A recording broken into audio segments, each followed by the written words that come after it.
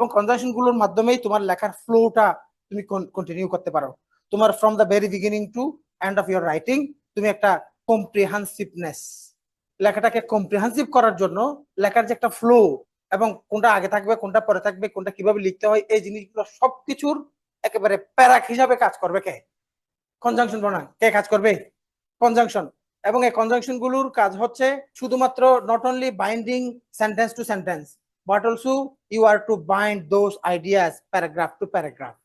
প্রথম প্যারা থেকে শেষ প্যারা পর্যন্ত লেখাটাকে কোহেরেন্ট করার জন্য, কম্প্রিহেন্সিভ করার জন্য, লেখার ভেতরে কমিউনিকেশনটা ঠিক থাকার জন্য ইউজ অফ কনজাংশন অনেক ইম্পর্টেন্ট। বুঝতে পারছি? ধরো তুমি একটা এসে লিখছো, একটা এসে, তো একটা এসেতে কি কি লিখি মনে করো, আমরা একটা এসেতে একটা ইন্ট্রোডাকশন লিখতে হবে, ওখানে হিন্টস এর মধ্যে ইন্ট্রোডাকশন কথাটা ক্লিয়ারলি দেওয়া আছে এবং এটা ইনসেপারেবল পার্ট অফ এন এসে আর রাইটিং।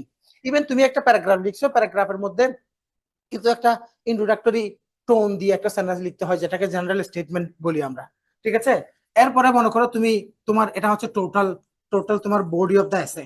এরপরে মনে করো তুমি কনক্লুশন লিখবা, ওখানে হিন্টস এর মধ্যে কনক্লুশনও দেওয়া আছে। ইন্ট্রোডাকশন এবং কনক্লুশন ছাড়া কোনো লেখা হবে না।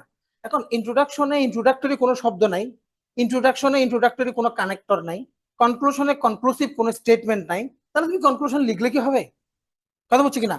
আবার তুমি তোমার যে এই যে বডি, বডিতে মনে করো তুমি এখানে অনেকগুলো অনেকগুলো প্যারাগ্রাফ লিখছো, অনেকগুলো প্যারাগ্রাফ, তাহলে প্যারাগ্রাফ ইন্ট্রোডাকশনের সাথে এখানে এখানে একটা ফ্লো দরকার। হ্যাঁ, এখানে একটা ফ্লো দরকার ইন্ট্রোডাকশনের সাথে। এই যে তুমি কথা শুরু করছো, তাহলে এই জায়গায় এই জায়গায় এই জায়গায় এই জায়গায় একটার সাথে একটা, একটার সাথে একটা, একটার সাথে একটা, ফার্স্টলি সেকেন্ডলি থার্ডলি ফাইনালি। কথা বলছি কিনা?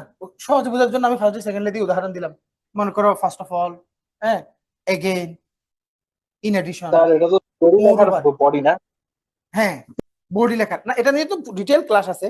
তারপরে হচ্ছে ধরো এখন এভাবে যে তোমার শুরু থেকে শেষ পর্যন্ত তোমার লেখাগুলাকে কানেক্ট করার জন্য যে একটা ব্যাপার আছে, এগুলোর ব্যবহার যে দরকার, এটা কিন্তু আমরা লেখা যখন পড়ি তখন আমরা পড়ি, কিন্তু আমরা ব্যবহার করার ক্ষেত্রে আমরা তেমন ব্যবহার করি না, আমরা আমরা অভ্যস্তই না। আমরা মনেই করি অনেক ক্ষেত্রে, আমরা মনে করি এটা এই decorational, ornamental, additional part of our writing.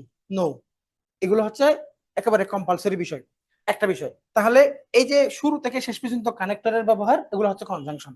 আবার আবার দেখো, ধরো তুমি একটা কি লিখবা, প্যারা, একটা প্যারা লিখবা, অর্থাৎ একটা রচনার ভেতরে ধরো তুমি 6 প্যারা লিখেছো, ওখানে যেগুলো পয়েন্ট দিয়েছে প্রত্যেকটা পয়েন্ট না, ওখানে মনে করো 8টা পয়েন্ট দিয়েছে, তুমি 8টা প্যারা নিশ্চিত লিখতে হবে প্রত্যেকটা পয়েন্টকে ইলুস্ট্রেট করার জন্য। এখন একটা প্যারা সাজানোর জন্য কিছু নিয়ম আছে। প্রথমত হচ্ছে তোমার এই এই প্যারাগ্রাফের জন্য তোমার একটা টপিক আছে, what is refugee. What is